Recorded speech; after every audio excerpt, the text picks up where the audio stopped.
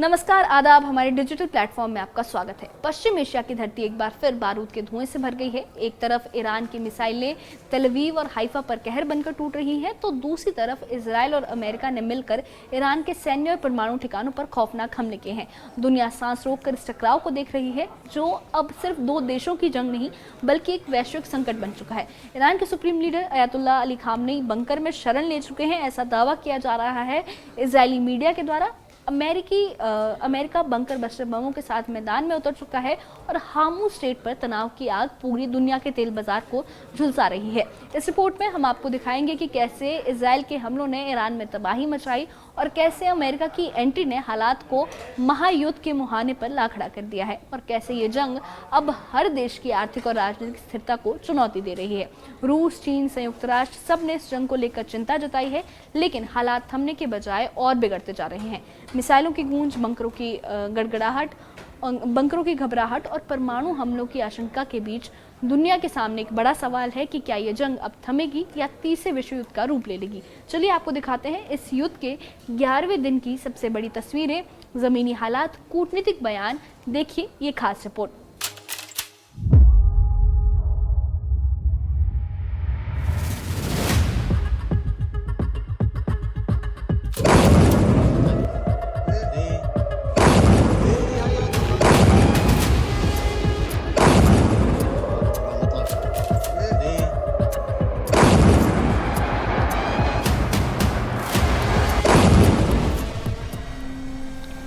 पश्चिम Asia की सरजमी पर जंग का शोर गूंज रहा है। इजराइल ने ईरान के सैन्य ठिकानों पर ताबड़तोड़ हमले किए, जिसमें इमाम हुसैन स्ट्रेटेजिक मिसाइल हेडक्वार्टर और 6 एयरबेस तबाह हो गए।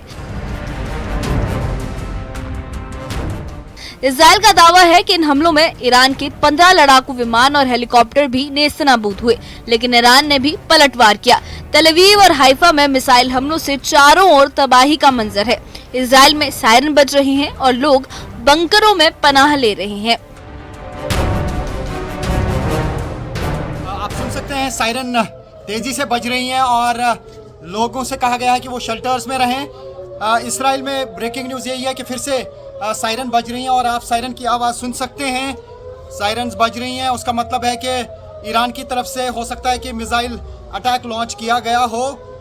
और लोग जो हैं ये आप देख सकते हैं, लोग यहाँ पर शेल्टर की तरफ जा रहे हैं, जहाँ जहाँ पे भी बंकर हैं वहाँ की तरफ रुख कर रहे हैं और सायरन तेज़ी से बज रहे हैं और लोग शेल्टर की तरफ भाग रहे हैं। आप ये देख सकते हैं कि हूटर बज रहे हैं, यानी सायरन बहुत तेज़ी से आप सुन सकते हैं। इजरायली मीडिया का दावा है कि ईरान के supreme leader Ayatollah Ali Khamenei इस जंग से खौफजदा है। इजरायली मीडिया ने यह भी दावा किया है कि खामनेई ने तेहरान के उत्तर पूर्वी इलाके में एक बंकर में पनाह ली है। उन्होंने इलेक्ट्रॉनिक डिवाइस से दूरी बना ली है और अब चिट्ठियों के जरिए अपने कमांडरों से बात कर रहे हैं।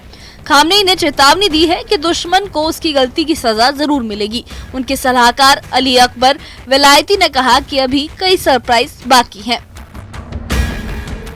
अमेरिका की एंट्री ने इस जंग को महायुद्ध का रूप दे दिया है। अमेरिकी राष्ट्रपति डोनाल्ड ट्रंप ने कहा कि हमारे हमलों ने ईरान के परमाणु साइट्स को भारी नुकसान पहुंचाया। अमेरिका ने फोर्डो, नतांज और इस्फहान की परमाणु साइट्स पर बंकर बस्टर बम बरसाए, लेकिन ईरान ने जवाब में यूरेनियम संवर्धन जारी रखने की धमकी दी। ईरानी संसद ने हार्मूज स्ट्रेट बंद करने का प्रस्ताव भी पास किया, जिससे वैश्विक तेल व्यापार पर संकट मंडरा रहा है। इस जंग का असर अब दुनिया भर में दिख रहा है। अमेरिका के हमले के बाद वैश्विक शेयर बाजार लाल निशान में खुला। कच्चे तेल की कीमतों में जबरदस्त उछाल आया। अरब की खाड़ी में ईरान की नौसेना अलर्ट पर है। उनकी रेड बीज यूनिट मिसाइल लॉन्चर और ड्रोन के साथ तैनात है। सूत्रों का कहना है कि किसी भी वक्त जंगी मिशन का आदेश मिल सकता है। ईरान के विदेश मंत्री अब्बास अराग़ची रूस के राष्ट्रपति व्लादिमीर पुतिन से भी मुलाकात करेंगे। संयुक्त राष्ट्र में भी इस जंग की गूंज सुनाई दी। रूस और चीन ने अमेरिकी हमलों की कड़ी निंदा की। यूएन में दोनों देशों ने कहा कि अमेरिका का हमला तबाही का सबब बनेगा। यूएन महासचिव ने भी चिंता जताई और सभी पक्षों से संयम बरतने की अपील की, लेकिन जंग रुकने का नाम नहीं ले रही।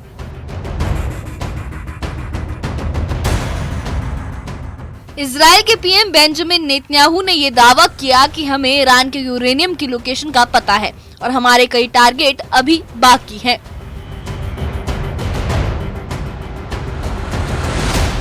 इस जंग ने ईरान में भारी तबाही मचाई है। इजराइल के हमलों में अब तक 865 लोग मारे गए हैं और 3000 से ज्यादा घायल हुए हैं। तेहरान की सड़कें खाली हैं, लोग सुरक्षित ठिकानों की तलाश में पलायन कर रहे हैं। इजराइल का कहना है कि उसने ईरान के सैन्य ठिकानों को नेस्तनाबूद कर दिया, लेकिन ईरान ने हार नहीं मानी। तेल अवीव पर ताजा मिसाइल हमले इसका सबूत है। इजराइल और ईरान की ये जंग अब वैश्विक संकट बन चुकी है। अमेरिका की एंट्री, रूस चीन की चेतावनी और हार्मुज स्ट्रेट का मसला अब दुनिया को सत्ते में डाल रहा है। क्या ये जंग रुकेगी या और भयावह होगी? ईरान के सुप्रीम लीडर खामनेई और इजराइल के नेतन्याहू के अगले कदम पर सबकी नजरें टिकी हैं। शेयर बाजार की गिरावट और तेल की कीमतों का उछाल बता रहा है कि इस जंग का असर हर देश तक पहुंचेगा।